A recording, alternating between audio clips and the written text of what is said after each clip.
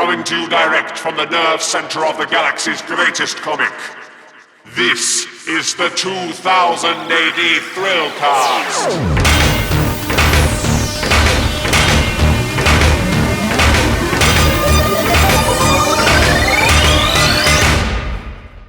Borag Thung, Earthlets, and welcome to the 2000 AD Thrillcast. I am your host, Molch-R. We are in Sub-Basement 62 SE, which is deep in the ground under the 2000 AD Nerve Center. Apologies again for the lateness of this episode. We have had so many technical difficulties. Fairly sure this podcast is cursed.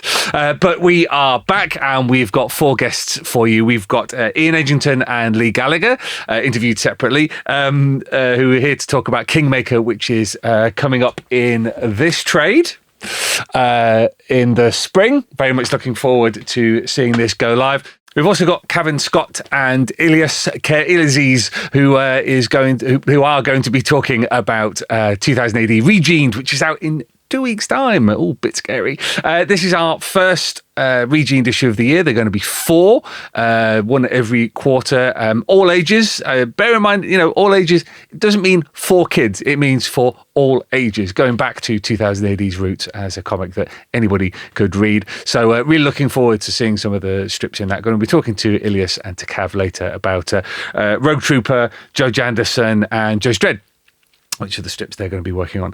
So very much looking forward to this. If you are new to the 2000 AD Thrillcast, then please do subscribe on iTunes or on the podcast provider of your choice. We are also now on YouTube with video, so you get to see my delightful mug on your screen. Some of our guests, 50% of our guests are on video this week. 50% are not. Don't ask. Story too long, but we are here, we are ready to go, and it was an absolute pleasure to be able to talk to Ian Edginton and Leigh Gallagher about Kingmaker, which is their Lord of the Rings sci-fi mashup, which has been running in the prog and gets its first trade in, like I said, in the spring. Take it away, other me and Ian.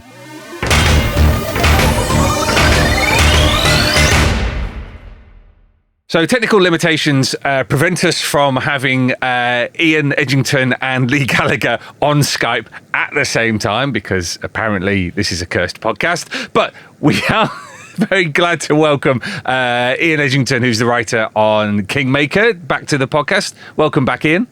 Thank you very much. So we talked 3 years ago about Kingmaker, and since then, not only is the strip debuted, we've also got Enough of the Collection, which is coming out in a little while. For those people who haven't caught it in the prog, tell us a little bit about the central premise behind Kingmaker. In a nutshell, it's aliens invade Middle-earth, and I kind of had the idea of, we reached that point in Lord of the Rings where Frodo's in Mount Doom, going to throw the ring in, it's all building up to a crescendo, and then suddenly a huge, Star Destroyer-sized ship arrives, blows stuff to hell, and an alien army invade, and everything goes sideways from there. And so we kind of have all the alien invasion tropes and also all the fantasy tropes, and we just chuck them in a pot, stir them up and tip it out and see what's what. So There's one or two moments. There's quite a few moments where clearly you're riffing off those moments, those sentences, those little turns of phrase that we all recognise from particularly the Lord of the Rings films. From the intro at the very beginning all the way through to there's a scene where it's clearly riffing off the bridge at Khazad-dûm. How far did you decide to take those kind of Easter eggs, those references? Is that a line that you have to kind of tread between riffing off the material that you are essentially satirising and doing your own thing? Yeah, I wanted to include some clearly identifiable set pieces. So we see something that's in the equivalent of the Shire called the Boroughs, and we see something that is in Khazad-dûm and the dwarf city and so on. So it's people can see where we're taking stuff from, but we're actually infilling it then with our own stuff and our own characters, and they have their own lines and jokes and their own character development, but against that kind of background. So we're using the tropes, but we're kind of like repainted them in our own gang colours. When you're plotting out something like Kingmaker, obviously we've got enough for a trade now, but the story essentially continues. What are the decisions that you make as a writer? And I'm thinking about the number of series that you have for 2000 AD. What are the decisions you make about the longevity of something? Is it just following the story as it seems to develop, or from the very beginning, do you have a kind of set piece in mind? This one definitely. It's kind of it's Crixus who's the orc who's our protagonist. It's his story. So this. Probably about 2 trades worth. It's definitely his story arc kind of thing. But he can come back and set other things in that world. But this is definitely his. It's his adventure. It focuses on him, and where we end up at the end of the story, we'll kind of change how we move ahead. Then with that world. I don't want to kind of give stuff away, but where we leave him at the end of the story. Is like a big development, but it's so fundamentally it's a finite story in that it's just Crixus' story, but we can always go back and set other stuff in that world. So it's a rambling eternal saga. Well, we when we had you on last, we were talking about Fiends of the Eastern Front 1812, which was running in the prog at the time. We talked about world building and about how this is seems to be one of your great strengths. From Scarlet Traces, Helium, Amply Crucius, Stickleback, all the way through to something like Kingmaker. Is that the fun bit for you? Is that what you like coming up with? It is. It's kind of I'm kind of like a weird gamer when he plays games, because I don't play the game. I like to wander around the world and see, but I don't encounter. I'm not there to encounter the bad guys or fights. It's just like, I like the way they've done that.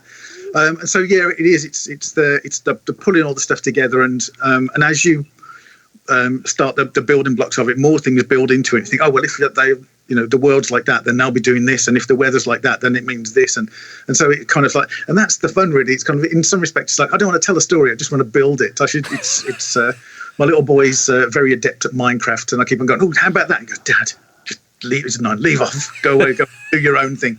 I kind of like doing it's the megalomaniac in me that likes to build my own. I am a god of my own worlds. Is there ever a point where with something like Kingmaker, where you have a character like Crixus and you kind of want him to wander off into the world and go and explore it with you? Do you have to keep pulling yourself back to the plot? 'Cause I'm always interested in how writers propel things forward, like make the choices or have the story make the choices for them, if you see what I mean. Yeah. This kind of story is very much kind of like that classic journey yarn anyway, where they have to go from point A to B to find the helmet of Dave and go and collect the scrolls of Bob, and so it's and that kind of builds into the story. And so do you think, well, okay, for this series, where are we going to go? We're going to go to the Shire, we're going to go to the cavern with the giant dragon, and what twist are we going to put on that? So it's it is nice to kind of like show off. And also, on the other side, I was saying to Leigh when we did this, I said it's going to be sci-fi, but I said in my head it's very much 1970s heavy metal magazine. So it's all those really big, extravagant, impossible visuals. So it's Philip Droulet and it's Mobius and all that kind of stuff. So it's just things there because they look cool and huge, spaceships made of glass, and so let's just go ape shit. And excuse me, swearing, sorry. No, not at all. And so and that kind of Leigh just kind of like he just grabbed that with kind of both hands. He does kind of lament me sometimes when I go, well, okay, I know we're a bit tight on schedule, but we're going to do a huge battle on this bridge, and our heroes in the middle, and they're surrounded by orcs and goblins on either side of that, and he'll just go, "You're kidding me." I've only got 2 weeks, and so he'll. But he pulls stuff out out of the hat, with spectacular fashion. He's really enjoying it, and you can see, and it's like, okay, I'm gonna play up the sci-fi this time so he can have more spaceships and stuff and whatnot. So I've completely forgotten the question and gone off course with that. No. Wait, funny enough, it was one of the things I was going to ask about was about influences, because obviously there's the Lord of the Rings influence, and Tolkien is such a behemoth within, English literature, never mind English genre literature. With the sci-fi elements, as you say, there's kind of the spaceships made of glass, and there's nice gleaming space. The variety in what Leigh has done is really interesting with these sci-fi elements. Is that something that you've left him to, or are there things that you've suggested to him from existing works? I suggested stuff and given him links to, like say art by Philip Droulet or Mobius. Yeah. And then just gone, it's that kind of feel in a book. Run with it kind of thing. Don't worry about, if I want anything specific, I'll go, this is, we need this because we're going to pick up on it later on. But otherwise, I'll just say, just have fun with it and kind of knock yourself out. Because obviously, I'm not a dictator, despite the fact I like to build my own worlds. It's a partnership, and so I like him to run with it. And he's just done such a cracking job. And when he sends me pages through, it's like, oh wow, okay, and it gets quite inspirational because it feeds in there. I think, oh, okay, so he can do that. So let's raise the bar. With something like Lord of the Rings, there's a very specific kind of, it's almost a cliche now, this kind of mythical storytelling. They were parodying Lord of the Rings in the National Lampoon, Board of the Rings, which I read when I was a kid, before I'd even read Lord of the Rings. It was a much shorter book. With that kind of mythic storytelling, do you enjoy the contrast with sci-fi's kind of slightly snappier stuff, or is it applying the lessons of those two kind of storytelling genres to each other? Is that what you find interesting, or are they essentially the same thing? They're just telling different myths and legends. Yeah, it's true, and it's not. There's a certain degree where they do kind of grind up against each other. That they don't interlock, which is quite. It's seeing that kind of contrast then, and I wanted the idea of like how. Because Tolkien was kind of not anti-technology, but after seeing the mechanization of World War I and so on, he was very much about the getting back to the land and things and so on, and the industry was the big, the darkness essentially. And so what happens when something which science fiction is the ultimate indication of industry comes slap bang up against this Arcadian world? How does it work? And how will the people respond with technology that would make their life so much more easier, and they could do this, and then how does it change? People do good people or people on the margin suddenly go, oh, that's I can do this now and get away with it, and so it's just how it kind of fluidly changes stuff, and also things like the orcs and the goblins who are perennially being cast as the bad guys. It's like, well, why were they the bad guys? And if they had the chance to improve, I think I've cricked to say at one point, if you kick a dog enough, it will turn around and bite you and justify your kicking it. So so if you treat us like crap all the time, then we're gonna be mean and horrible. But how about so when circumstances change, they're given this chance to change. What happens? And so that was the thing I was aiming at. I'd say it's something very 2000 AD that your primary character, the person that you're essentially going on this journey with, is meant to be the bad guy, is not a particularly pleasant person, and is not someone you are traditionally meant to sympathise with. Was that very intentional on your part? Yeah. It was. There was an interesting article I read. I can't remember where, but it was almost like about Tolkien's prejudice against, the orcs and goblins and things like that. And so it's typically me wanting to be bloody minded. Then, well, okay, let's just take these guys and kind of see what we can do with them. And so, it was just kind of nice to kind of turn stuff around and Crix, this is a bit of a soft touch anyway, because he got exiled for selling some prisoners into slavery instead of killing them. So, they even orcs and goblins have morals. But so with Kingmaker, I mean, you've talked about this being a world in which you can play. Is Crixus's, and spoilers for anybody who's not who's not ready yet, is Crixus's story done? Are we at the end of his saga? There's probably going to be the equivalent of another Tradesworth, and then we'll reach a kind of like a turning point where it could go one way or another. We'll kind of like set him up for something very important, and so we can either leave his story there for a bit and do something else. There's enough material in that world to run on gamely.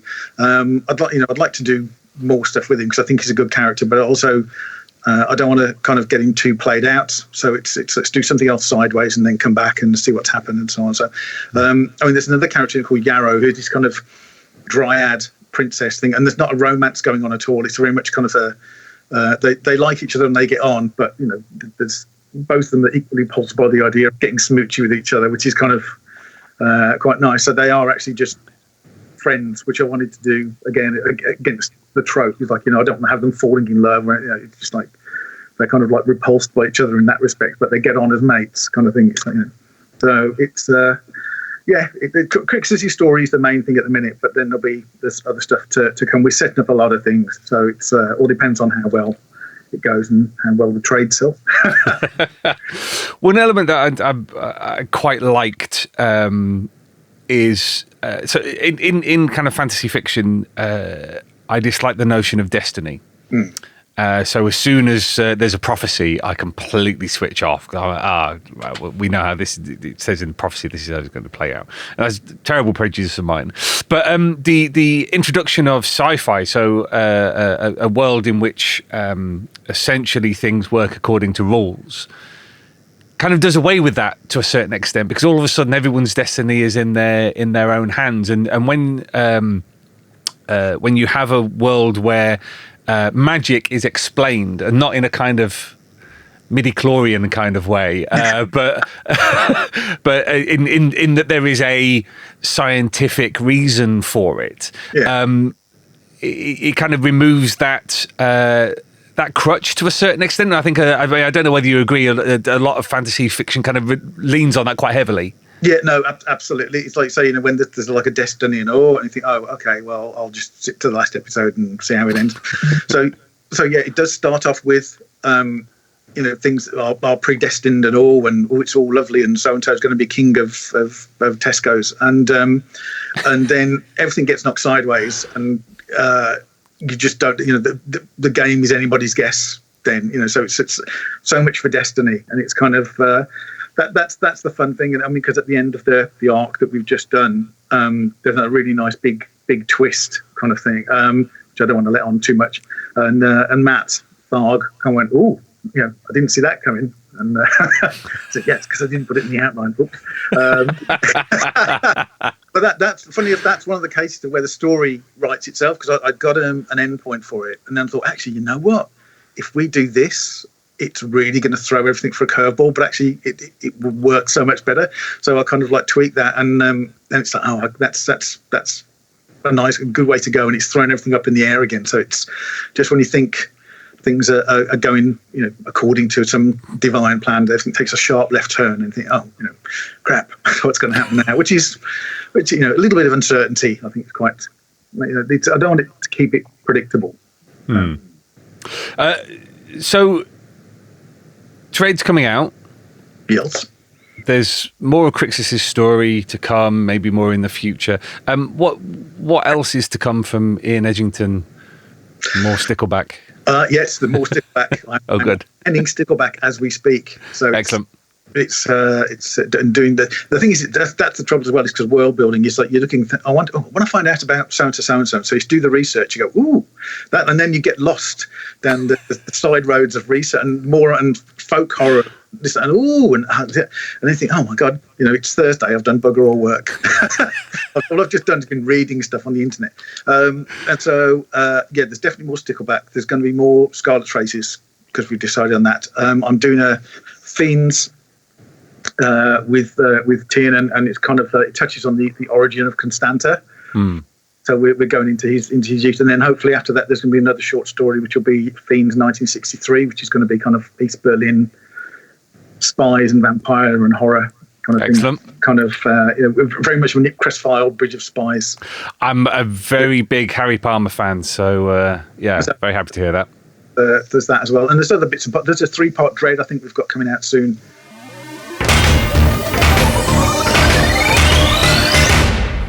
Technical limitations aside, unfortunately no video when talking to Leigh, but very nice to welcome Leigh Gallagher back on the podcast. How you doing, mate?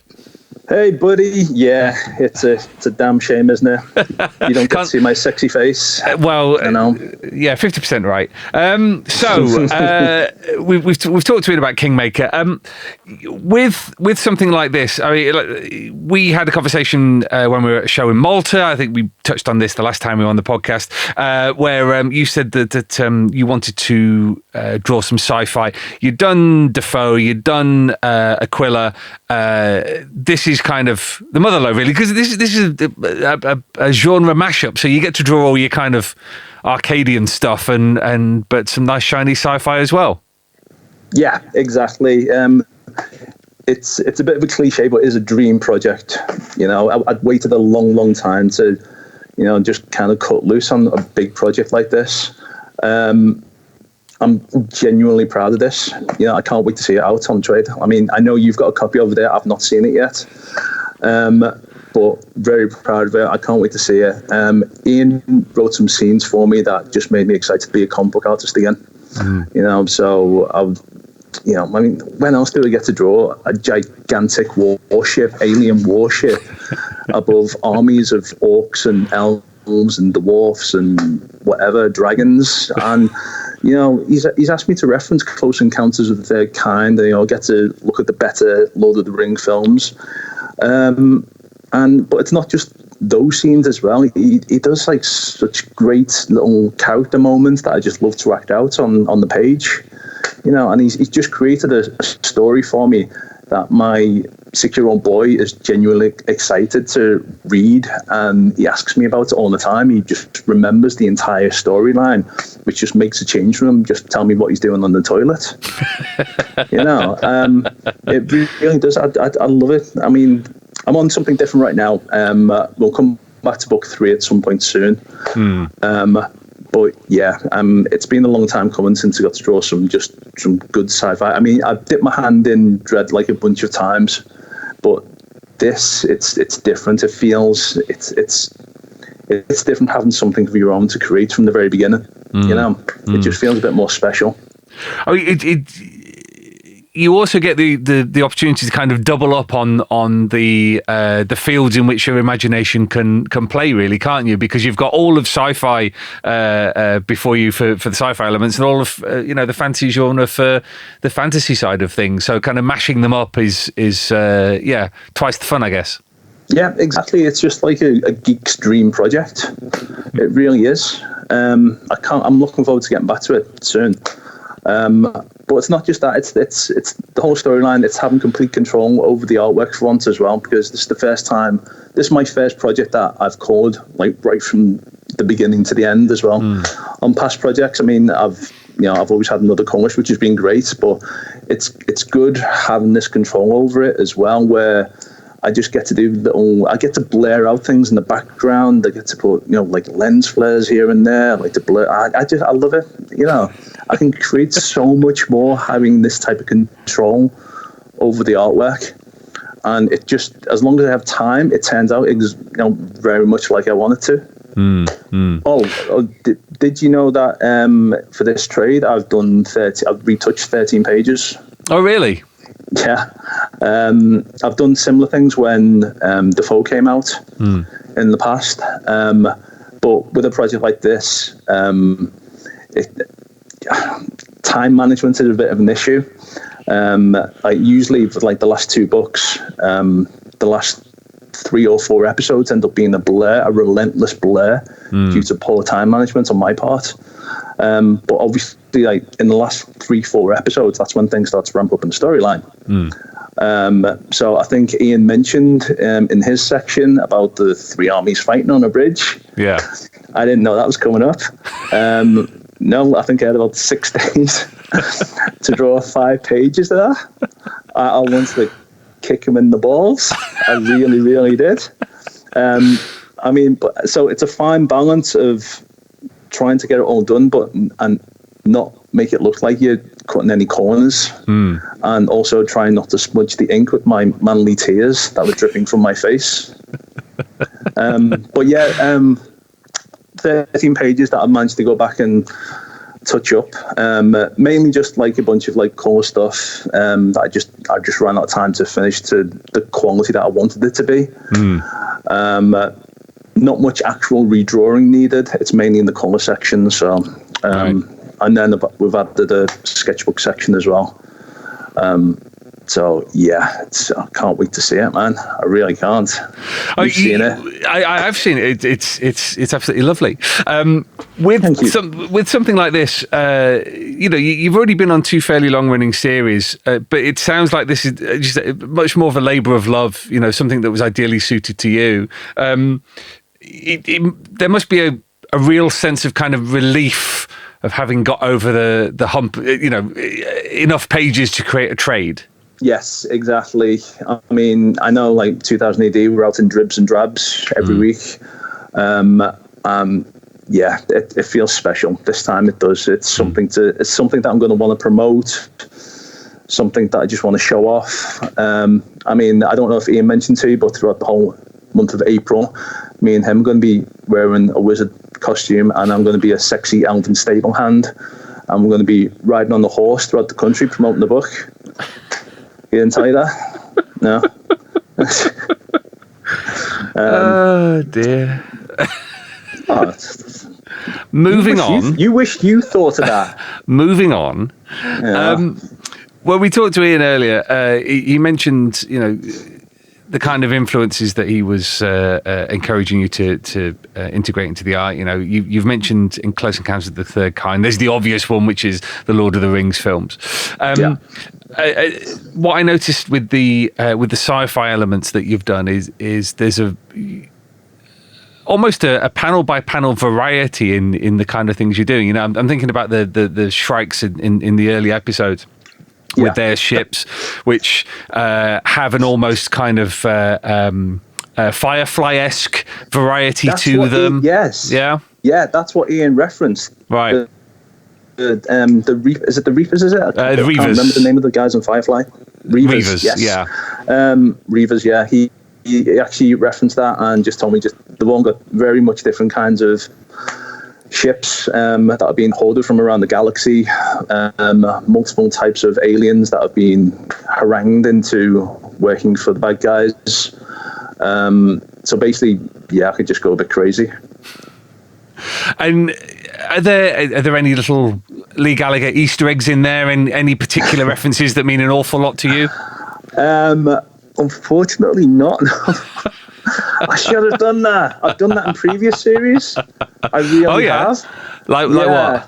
Oh God. Well, in Aquila, in one of my final episodes, I think Aquila was fighting a gigantic, naked, greased up eunuch that I made one of my best friends the likeness of. And I ended up presenting it to him on his wedding day. Wow. Okay. So that was fun. Yeah. So stuff like that, Yeah. I'll work you in one day. Oh, thanks very much. Wasn't I like half the characters in Defoe with this? Sorry, moustache. Well, wasn't I like half the characters in Defoe with this beard? Yeah, and had this video call actually worked out, you would have seen me in a hilarious moustache. I've seen that hilarious moustache before. In fact, I saw it in Malta that time, and yes, that is definitely the word to use. Hilarious. Yes, it's definitely hilarious. Yeah, it's every time we meet up, I'll try and bring one out with me. So kind. Well, coming back to an answer you gave a minute ago about finding it difficult to find your feet. One of the things that you said about Defoe and Aquila was that there was a lot of reference. There were a lot of things you had to get right. I think with one of the first episodes of Aquila, you had to redo the shield because of the period of Roman history it was in, and all this and the other. But do you think that when it came to having essentially free reign to do what you wanted, that was kind of like like the positive kind of became a negative in that you could literally do anything you wanted? Yes. Positive becomes negative. Yeah, because then you start overthinking things. Because there's a whole thing how you want to. It's Middle Earth, our version of Middle Earth. Yeah. And you want it to look different, but then you can't have it looking too different. I don't know. It's a weird thing. It's a fine balance that it's really hard to do, because you don't want to look like you're ripping off things, but these tropes are so ingrained that you don't want to pull away from it too much. I don't know. It's a constant battle, you know? So, I mean, smarter artists than me could probably do it. I mean, I've seen some designs that TNN Trevelyan has done. It was the coolest name in comics. And yeah, part of me wishes I'd gone a bit more all out with designs and stuff. But it's just my style. I mean, it's not too late. I mean, third book, I could go crazy with some designs, which I probably will do now that I've told myself that in public, and now have to prove that. I mean, to be honest with you, mate, a spaceship that looks like a glass cathedral. I mean, that's fairly out there. Oh, that was Ian's suggestion. Right. So yeah, I wouldn't have thought of that without him. He's very brainy. He really is. Is he? Okay. Ian is a legend, and I'm just happy to ride his hipster coattails. You know. Just on the point about the kind of referencing and stuff. I mean, essentially Tolkien, with one or two exceptions, built the fantasy genre as we know it now. You know, elves, orcs, etc., etc. Not necessarily his inventions, but it is the go-to for these things. And I guess we've already touched on this, but it's that how do you escape a kind of cultural monolith like Lord of the Rings? You know, when it is so embedded into our culture now. Yeah, mate. Did you ask Ian this? This is the type of question you should ask Ian. He's way smarter than me. I'm just a lowly artist. No, but I don't do intelligent questions like that. But the visual stuff, particularly when you consider the Peter Jackson Lord of the Rings films, you know, they become so recognizable, they're almost cliche now. So it's that kind of, it's the line we're talking about. You know, how much do you skirt up against cliche to subvert it, but how much are you actually letting it bleed over into what you're doing? I know. It's a tough one. I honestly, I don't know the answer to that. I really don't. I mean, in my early designs for Ablid the Wizard, I think I did about 3 or 4 different hat designs. One of them had like a twin cone. It was 2 cones on his head. Right. I thought, which made them look very, very different, I thought. But I kind of but the guys like Matt and Ian, you know, wanted to go with a traditional wizard hat. So I don't know. It's, you know, I mean, I'll try and push I'll try and push it more. Like if more creatures need designing in the next book, because I mean, I don't know, buddy. I don't know. I'm sure every other artist would have this exact problem, you know? Yeah. Because there's no escaping that. Like, as Ian said, I mean, the pitch is an alien invasion of Middle Earth. So we can't get too far away from the tropes of Middle Earth, you know? I mean, there's a bunch of hobbits in there who basically look like hobbits, you know? I think, oh, actually, hang on. Yeah, I remember, yeah. I think Ian's idea was, instead of the hobbits having big feet and normal sized hands, or big feet and big hands, I think we've just given our hobbits normal sized feet and big hands. I think that's how far we pushed it. Jesus. Oh God, that's terrible, isn't it? No, not at all. I think that's great.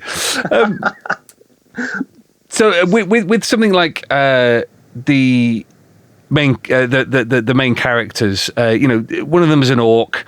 You've got lots of different alien races, that some who appear briefly, some who are kind of enduring elements of the entire strip. When you're dealing with trying to make characters sympathetic but who are nonetheless the bad guys, are there certain things you automatically do with a character? I'm thinking, you know, not making them round and cuddly, that kind of thing, making them pointy and nasty. Is that something that you do intuitively, or do you sit down and, well, this guy needs to be a bad guy, so he's a bit more harsh around the edges kind of thing? It's all in the script, I mean, as soon as I read the script, I get images in my head and I can act out easily. It's easy to get the emotions for me. That's what I enjoy doing. I'll take a bunch of photo reference of myself acting out. Seriously, if I was a comic artist, I'd be brilliant in Hollyoaks. I really would. So yeah, it's all about the body language. It's all about the emotions. I find that part easy. I like the quiet moments, to make you sympathise with the person, So yeah, I've got no issues with that at all. There was a video from the drawing board series that you did for us right at the beginning of the Kingmaker series. So quite a while ago, where you were kind of going through your process. Do you want to just give us like a brief rundown of because you still draw traditionally, don't you? I draw traditional. Well, mostly yes. I mean, that particular cover that I did for that video, that was all digital. Right. I don't really do that often. Usually, I just draw traditionally, and then color on the computer, Photoshop. But yeah, I do remember that video very well, because that was the one where I was very fat in it, and also. I got annoyed because Tom Foster came along and did the next video and blew mine out the water with his comedy genius. I was fuming. Tom's got a lot to answer for that video, because basically now I can't ask anybody to do a From the Drawing Board video, because they just go and look at those ones and they go, well, I can't do what Tom Foster's done, so I'm not going to bother. It's like, great, thanks a lot. Yeah, I was so proud of that video. You should be. It's a great video. Ignore Tom. Put him to one side. He's done his own thing. You do your thing. Fantastic. Well, I mean, it's been great to chat. Shame we couldn't get the video working, but it's clear that this has been, as you say, a bit of a labour of love for you, and it's good to know that conversation we had, years ago. Thanks for having me on. Plenty more time since then. Appreciate it. Not a problem at all. Absolute pleasure to hear from you. Well, like you say, you're not the quickest, so we can't have you on that often. True. Big grin. It's all a joke, folks. Don't worry about it. We've known each other for years. But anyway, yes. Thanks so much for coming on, Leigh. Really appreciate it. And looking forward to seeing how the book goes down. And we'll get you some signings so you can lend me a hand and help promote it. Fantastic. I can't wait to do that. And don't forget, we're going to be on horseback. Okay. Okay. Fine. Love you.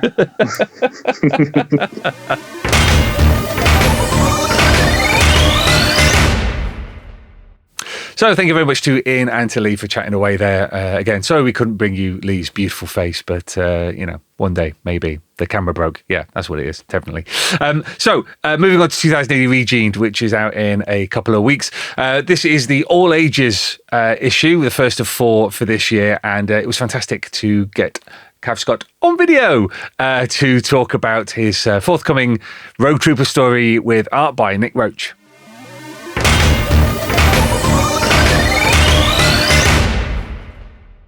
So with Regened coming up in a little while, it's a pleasure to be joined by writer Cavan Scott. Hi, Cav. Hello there.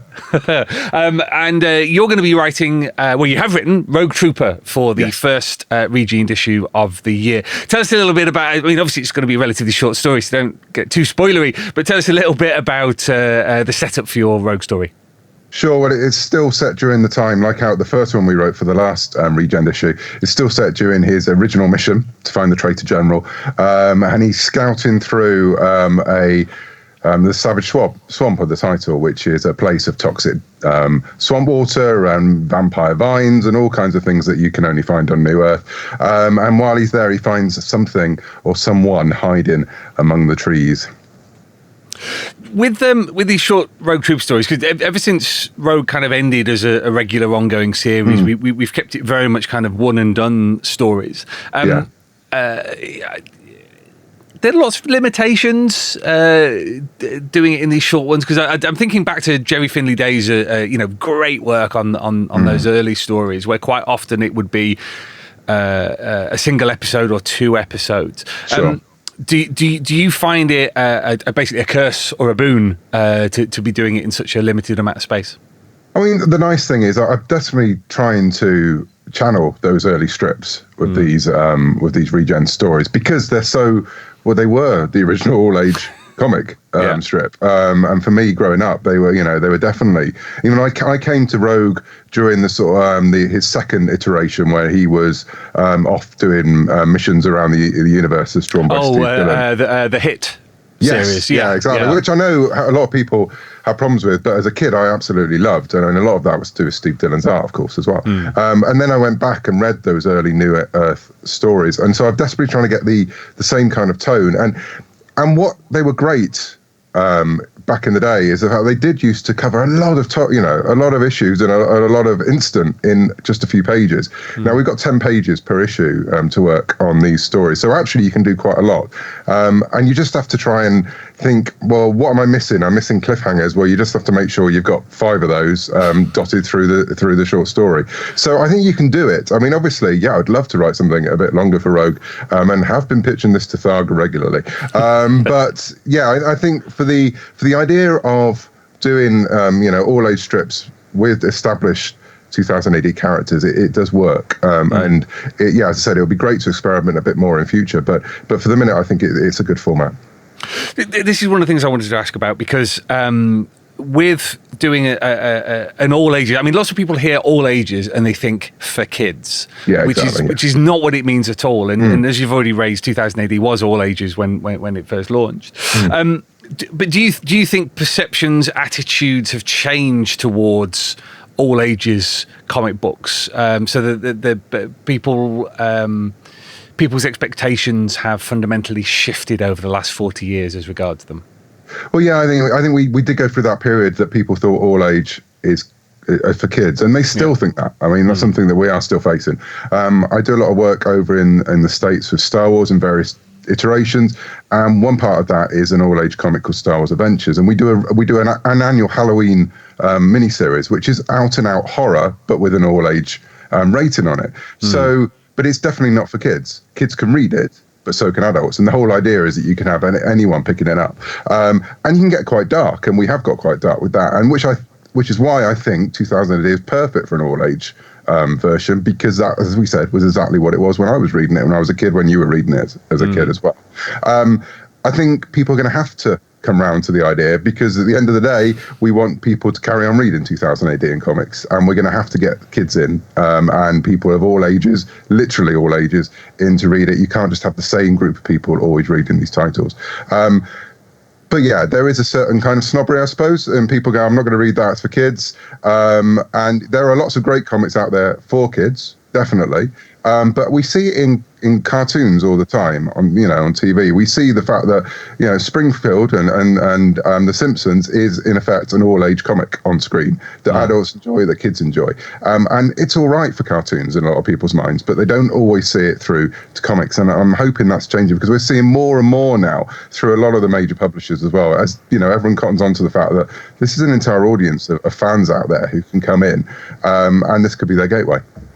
Well, see, when you look at the sheer breadth and depth of comics that were available when we were both growing up, and that has fallen by the wayside. And yes, there were other demands on kids' time. The growth of video games, the more TV, things like that. But at the same time, also publishers kind of fell away from this idea of that comics can be for everybody. So 2000 AD began the process of growing up. You had the Deadline generation going into the 2000s. So it's that kind of thing where let's reclaim what already existed and we know worked. Otherwise 2000 AD wouldn't be here now. Exactly. But I also think there's a lot of people who blame publishers for all this and say, publishers stop publishing the British classic humour comics that we had in the 60s, 70s, and 80s. But at the end of the day, people stopped buying them, and I think they stopped buying them because the comics starting to put plastic tat on the front of stuff, and kids started to go for that. And I worked in comics, that area of comics as an editor, and I was forced to do it, and it was heartbreaking, but that's what you had to do. So you had a lot of the comics that, again, we knew on the newsstand, from stuff like Buster, Whizzer and Chips, Dandy, Nutty, all disappearing because the parents were passing over them. Now you've got a generation of parents going, oh, where are all those comics? And and hopefully we're going to start seeing that come back, because you have got parents and people with that. Nostalgia is a horrible thing and a dangerous thing, but it's also a thing that can make stuff come back and be better than ever. And we're starting to see it with what Rebellion's doing with things like the Buster specials, which I've been really pleased to write for, with Scream and Misty. Yes, they are an exercise in nostalgia, but they're also a way of getting people in. And hopefully, as we've seen with the Regened issues, we had the Free Comic Book Day issue, then we had one, and now we've got 4 this year. It's it's starting to build momentum with 2000 AD and all the Rebellion titles, and hopefully that will continue as people realise that this is a great way to get everyone reading. And I think that's the other thing. We had a period of time where librarians and teachers looked down on comics, and they thought it wasn't proper reading and proper literature. And now they obviously realise they're desperate for people to read anything and for kids to read anything. And comics are the best way to do that sometimes. We had Ian Rankin on the podcast last year, the year before, and his big thing about comics is that they are a gateway to literature. They are a way to raise children's reading age to the point where they can tackle proper books, as it were. Not that we want them to walk away from comics, but absolutely, it's that kind of thing where the feedback we get on the all age specials, on Scream and Misty, on Core Buster, on everything we've done so far has been, my kid loved that, can we have more? And we're very much, absolutely, we have to do it within the bounds of business, but we're completely down with that. I mean, you've got talking about kind of other franchises. You've got a lot of experience with Doctor Who comics. Yes. Which for me is kind of the exact case study of this, where it is ostensibly a show for kids, always has been, hopefully always will be, but adults can get so much out of it. I remember being terrified as a child watching something like The Curse of Fenric in the 1980s, but still enjoying the Tennant stuff, the Capaldi stuff, the Matt Smith and the Jodie Whittaker. So as working on things like Star Wars and Doctor Who, giving you a kind of much keener sense of how to tread that line? I think absolutely. And the thing is, there are points with Who that you can go too far, and you've got to. The first thing I ever wrote for Doctor Who was a Big Finish audio, which I co-wrote with another comic writer, Mark Wright, back in 2000. And that was at a point where, let's face it, not a lot of people were into Doctor Who. And the ones that were had been around a long time. And so we could get away with out-and-out horror. And it was a vampire story. And we had one of the baddies snapping someone's finger in a game of This Little Piggy Went to Market. And it was horrendous. The sound of celery, by the way, was the fingers breaking. And there was blowtorches being taken to faces. It was like, R-rated Doctor Who. You can't do that now because some kid might pick it up or some granny might buy it for their child. But, that's always a good thing to bear in mind. The other thing to bear in mind is that kids, as well as adults, like being scared. And Doctor Who is absolutely an all-age show. It's a family show in every sense of the word. It should be that everyone can sit around. And the great thing about that, and we do it every Sunday night, our entire family sits down for the only time of the week we're only allowed one screen, which is the telly, and we watch Doctor Who. And if someone's scared, usually me, I get a chance to cuddle one of the girls. And that's what something like Doctor Who should be about. And it does make people question when they hear all age from an editorial point of view as well. And you have points, there's been points when I've been working on things like Star Wars, and I've been sort of I've suggested something, and there's been a sort of an intake of breath going, are we sure? Because kids could watch this, or kids can read this. And you have to realize that sometimes you can't always wrap people in cotton wool, because they like having boundaries pushed. And for all those reasons, I always refer back to 2000 AD, where no matter if I'm talking to someone on either side of the Atlantic, or the Fighting Fantasy books I grew up reading, and that kind of thing. Well, let's face it, again, we're all out horror. And it proved that you can do something with a tone that is right for kids, but also deal with things that, make them cringe or make them squirm, but love the fact they're cringing and squirming. And I think as long as you're responsible, as long as you're not going to do anything that's going to harm anyone mentally, and let's face it, that's the same for anything you're writing. If you're writing an all-out horror book, then you can go for it. The minute I'm writing a create-your-own horror comic, and it's going to be, no kid should be picking that up. So I can do pretty much what I want within, the boundaries of taste. And even then, sometimes you wonder. But when you're writing something that could be picked up by anyone, then you have to think. And I think that's the responsibility of the writer and the editor and the publisher. And people should feel safe picking up. So anyone picking up these 2000 AD Regened issues or the Scream issues should, feel safe that there's a certain kind of horror, fantasy, and science fiction there that is safe for kids to experience, knowing as well that they'll enjoy it. Reading it themselves. And for the kids, that it is, as we said, a gateway. It's a way for them to get more to learn how to read comics, because that's really important. Because I've done workshops with people, with other authors who want to be comic writers, but they're not comic literate. They don't know how to read a page of a comic, and they get really confused. And you obviously know how to read comics before you can write comics. And that's the other important thing about all age comics. So we don't just want readers, we want writers and artists. Obviously, we don't want too many writers. I mean, let's not be silly here. But, we do want another generation who are going to come up and write 2000 AD and Dredd and Rogue Trooper and Strontium Dog and create also new stuff over the years to come as well. And they're going to have to find a way into it. And stuff like Regened and that is a good way for them to find their way in. Let's talk a bit more about Rogue Trooper, because I think you mentioned something that's actually really important to Rogue as a character, is that this story is set during his pursuit of the Traitor General. That sense of purpose for a character like this, when people are criticising strips like the Hit and the later ones, one of the things they hit on is, he'd found the Traitor General. His purpose for existing had ended. Do you think that is a kind of critical thing for Rogue to have? Always that sense of pursuit, always that kind of forward momentum, because he's such a straightforward character, really. No, I think the reason, coming back to the Hit with adult eyes and someone who's now read the entire run of Rogue Trooper, I can see why people have feelings about it, because he hasn't got agency anymore in the later stories. In the early days, his agency was complete. He wanted to find the traitor. He wanted to bring them to justice. But as we've been doing in the Regen strips, while he's doing that, he has distractions, and that gives us the chance to explore his true nature and his true character as he weighs up, I've got this mission to do, but these people are in trouble. And should I help them, or should I carry on my way? When he got to the Hit, he was obviously following the machinations of someone else. And he was an agent, literally, of someone else. So I think that's why, as a character, he perhaps wasn't so strong. And again, there is something about the fact that some stories have an end, and his story has an end. I do think, however, there are more things to be done with Rogue. But I think it would be things that will be tied into that original mission.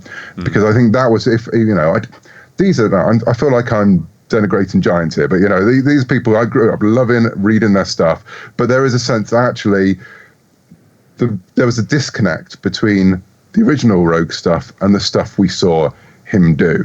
It'd be like someone saying, Batman solved all crime in Gotham City, now we're sending him to Atlantis. It's the character doesn't really fit the world he's in anymore. And I think there was still, and let's face it, we still see worlds about the conflict. And we have stories in 2000 AD and about the continuation of that conflict. Just Rogue's part of that conflict has stopped for now, but I think there are ways you could bring him back into the wider story and would still have his connection to his own past, which I think was what was lacking in some of the continuations and the reboots and things like that. It was that through line. How important are the biochips to this mission, to Rogue as a character? Absolutely. I mean, they're absolutely important because when you're doing the all age stuff, they're really important because they're funny. And they break the tension, and that's what you need. Rogue himself isn't the most all-age friendly character. He's, what we need to do is teach kids about revenge. That's very important. But he is honourable. But as a character traits, he's not in any way cuddly, and nor should he be. And he doesn't quip, and he doesn't make jokes. Dredd works better as an all-age character because he has a very dark sense of humour underneath that chin, which Rogue doesn't really share. Strontium Dob again, he can, he sees the black humour in things, which is what kids love. Kids love black humour. Rogue doesn't always get that humour, but he has three, let's face it, dead people with him all the time who totally know what the world's like because they've come out the other side. And they're the ones who can needle him and poke him and burst his balloon and be his conscience as well. And at other times, in the wonderful, these wonderful characters we have in 2000 AD, where they are, of certain, they're complex. One minute they could be saying, "Oh no, you need to help," and the next minute they can say, "Actually, we should probably get her going." So there's loads to explore with them. And also what kid doesn't love the idea of talking stuff? Because that's an element to it as well. So, especially for the all-age stuff, I think they're important. For the sake of Rogue as a character, yes, because they are his reminder of why he's doing what he's doing. He literally carries his fallen comrades with him all the way. He carries the consequences of the Traitor General's acts with him. He doesn't leave them behind. He's not a lone wolf. He's not doing everything on his own, with just his demons. He's carrying them with him. And so I think as a character that's quite unique as well. I mean, he literally walks with ghosts every step of the way, and I think that's brilliant. I always think it's a sign of the genius of Jerry Finley Day, and I'd love to get him on the podcast one day. That they are Greek chorus, they are Marley's ghost, and the ghost of Christmas Carol, and their conscience, all rolled into one. Yeah. And whatever situation they're in, they're fulfilling some element of not just narration, because they're really handy if you want to narrate what this really quite taciturn character is thinking and doing, but also they're the moral center of the entire story. Even though the story in of itself is quite a grim one, because all his friends are dead and he's off to kill a man. But out of that, as you say, you get comedy, you get purpose, you actually get a kind of nobility out of that as well. And then you get the conflict when they actually realise that they can be regened, when the fact that they can come back and they can be their own person again, and those great science fiction concepts of are they really them? Are they just a copy of the original people? And again, this strip in this latest regen is harking right back to Millicom Memories, which is one of my favourite Rogue strips. Which, if you don't know it, it's Rogue is injured and he's basically he's basically rambling as he's waiting to die. He's unburdening himself of all these stories in a fevered state of his origin with the biochips back when they were training to be GIs, and you first meet Venus Blue Jeans, and you get to understand a bit more about the program and and how harsh that was.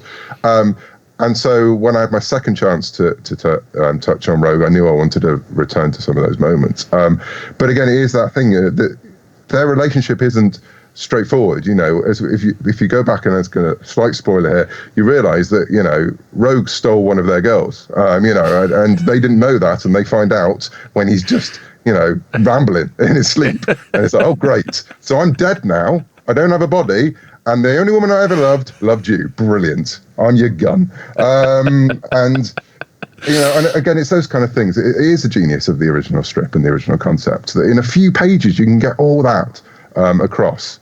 Those original strips are like 6, 7, 8 pages long, and there's so much you can mine there. You've got Nick Roach on art for this. Who anybody who knows Irish comic books knows Nick, and he's done a lot of work with American publishers as well. Have you seen the artwork before we start talking about it. And right, excellent. Yeah, yes. What's your? I mean, I know what I think of Nick's artwork. Tell us a little bit about your reaction to how he's done on these pages. Well, what I love about Nick's art and his take on Rogue is that we are looking at what the animated series of Rogue Trooper would look like. You know, and I don't mean that in any way to denigrate what he does. You know, it has a real life to it. And it does have that sense of anime and to it. Yeah, I think we've toned down the gun a bit this time because it was very chunky in the first time. And I haven't given him so many robots to play with, and he does love his robots. But yeah, no, it's amazing. It's fantastic. And again, it's been great to delve into some of the images that we've stolen from the past of Rogue. They are Easter eggs for people. I think Simon Gurrier says it.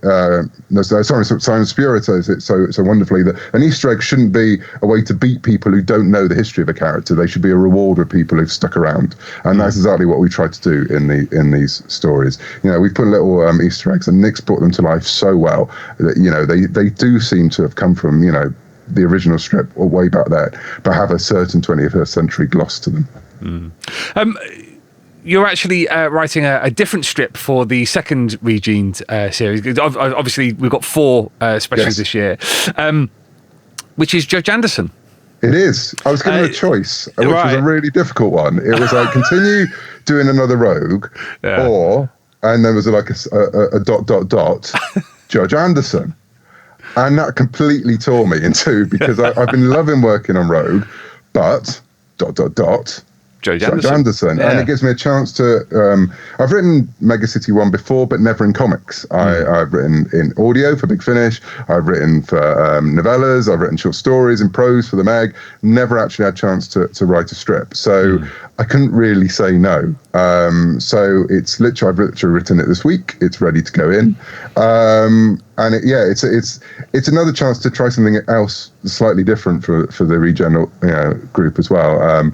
And to do a Mega City 1 story, which, let's face it, you can be a little bit more surreal in Anderson as well. It was a hard choice. And there's going to be a part of me when I see someone else writing Rogue, I'll be going, but he's mine now, which is dreadful because he's obviously not. But yeah, so I feel like I'm cheating on the blue guy, but I'm cheating on him with Judge Anderson. So it's a toss up there. I think I had to do it really.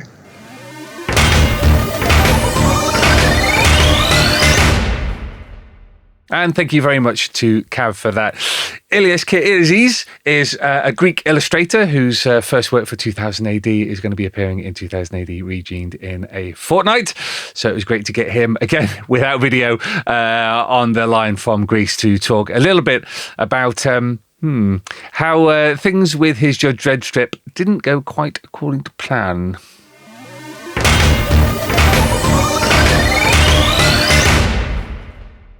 So it's wonderful to welcome to the 2000 AD podcast Ilias Kyriazis, who's the artist on the Judge Dredd strip in 2000 AD Regened. Welcome, Ilias. Nice to hear from you. Excellent. So tell us a little bit about, without going into too many spoilers, tell us a little bit about the Judge Dredd story that you're illustrating in the first Regened issue of the year. Okay, then. Cadet Dredd with his class goes on a school trip in a science facility, and things go wrong, as they usually do.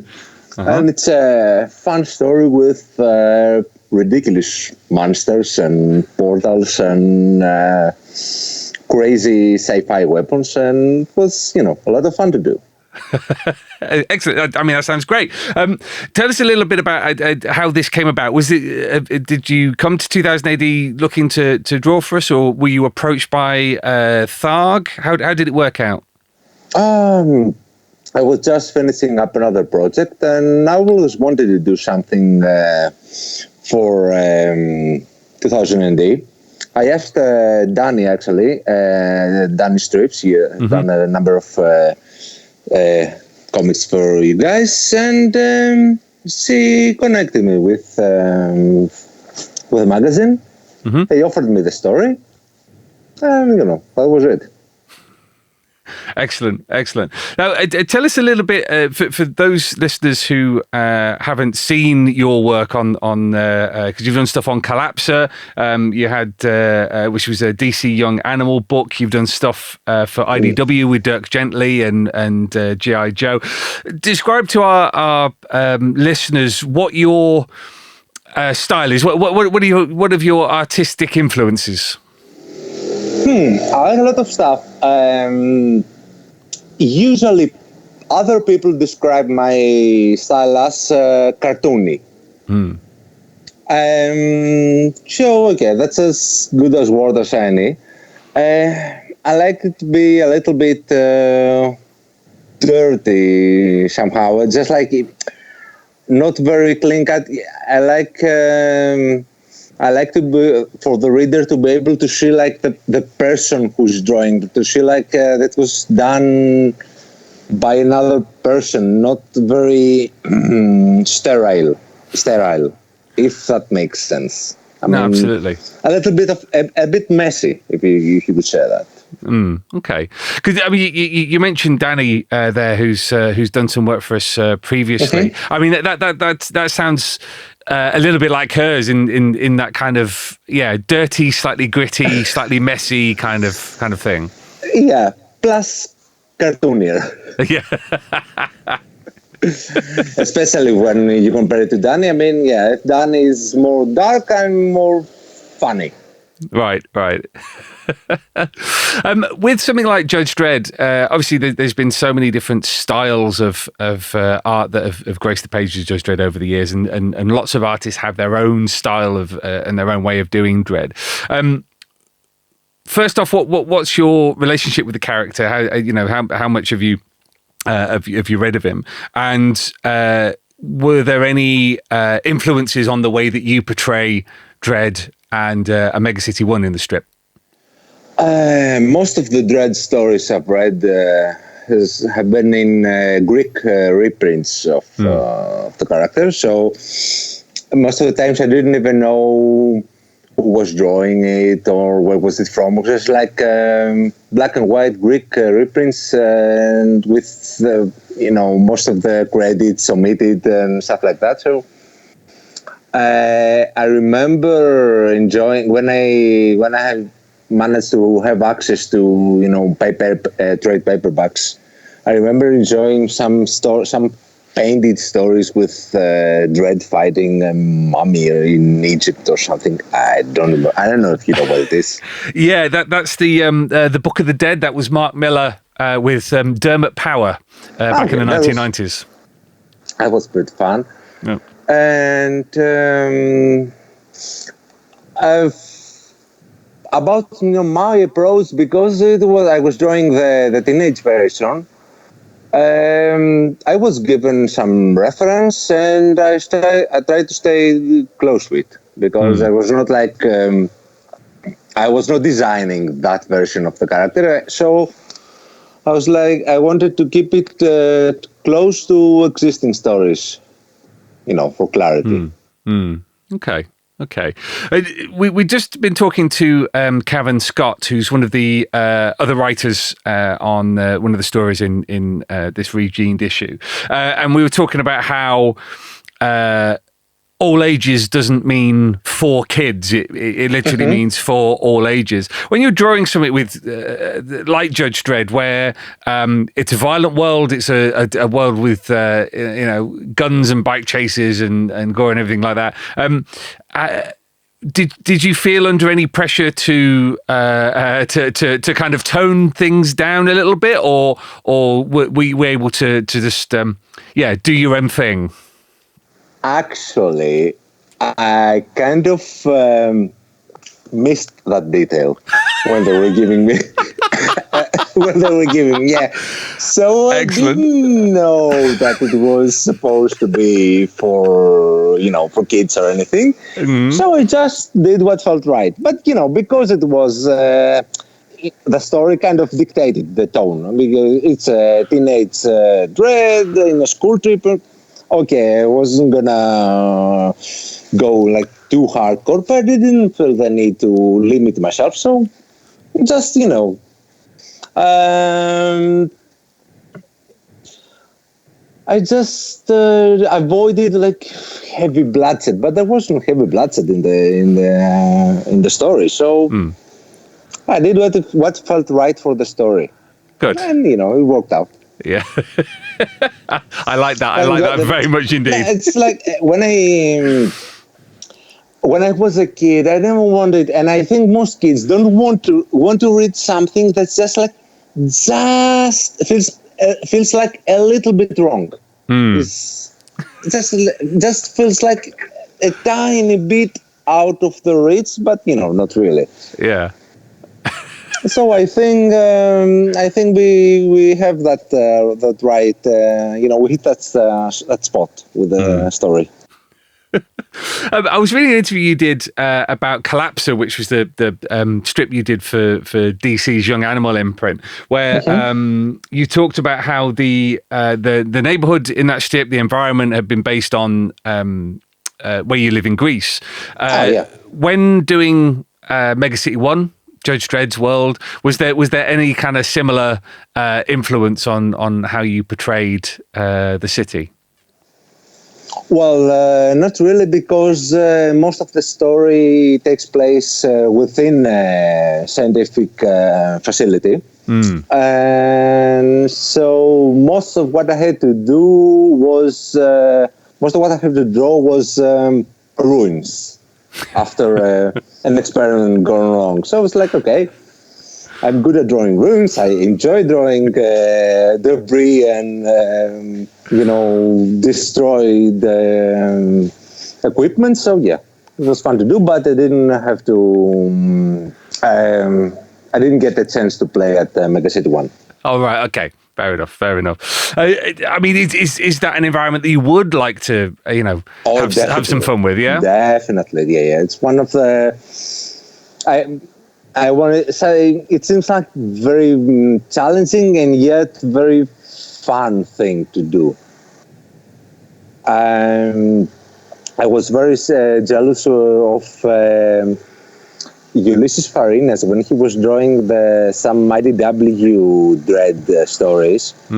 When he was going like with super detailed environments and like tons of advertisements and lights and buildings and kind of like a Jeff Darrow type of thing. It's that seems like the perfect fit for Mega City 1 for me.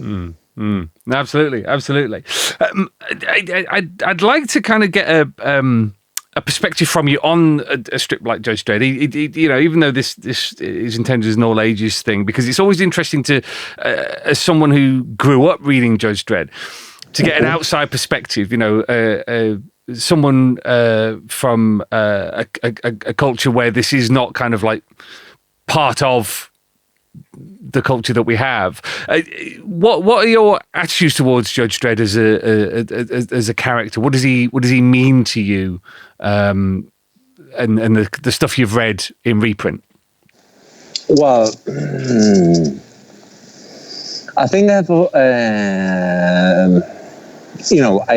I read like a few stories and they were like from different storylines and eras and all that, but it always struck me as I don't want to say a parody character or something, but someone that has a very sarcastic vein into his creation. I mean, it didn't seem like a straight adventure character, if I'm making sense. Yeah, I mean, it was like it's a perfect vehicle for satire or social commentary and stuff like that.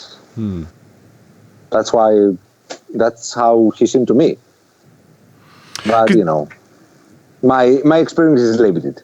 Because there's a long tradition in European cartooning and illustration of social commentary of a black humor. Does that appeal to you with a character like Judge Dredd? Yeah, definitely, definitely.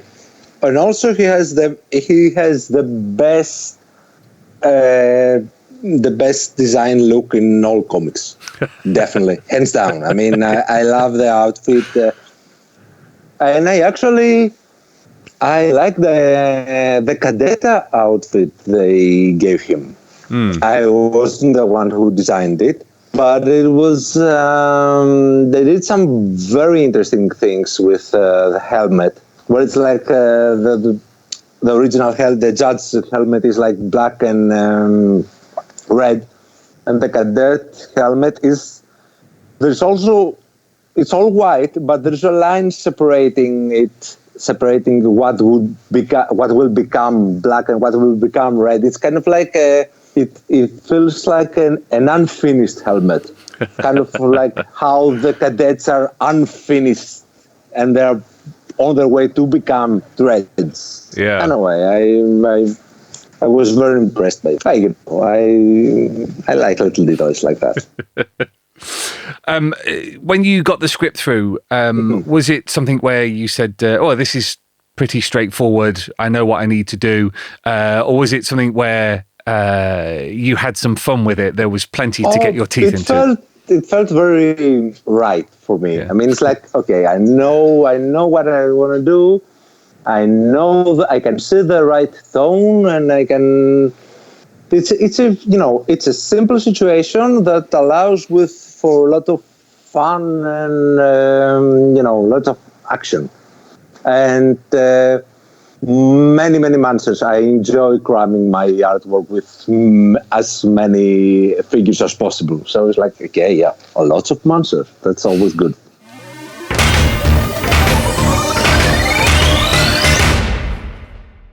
So that's a huge thanks to Ilias, Cav, Leigh, and Ian for chatting away on this episode of the 2000 AD Thrillcast. Make sure you subscribe on the podcast provider of your choice or youtube.com/2000 AD online. Don't make my sacrifice be in vain, whatever you do. And we will be back in 2 weeks' time for more from the galaxy's greatest comic. Until then, Earthlets, splundig verthrig.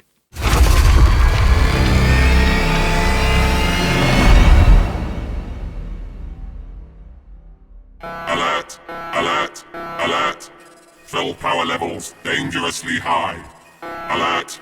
Alert! Read 2000 AD every week. Ask your comic book store or newsagent now. Subscribe to the galaxy's greatest comic at 2000ADonline.com.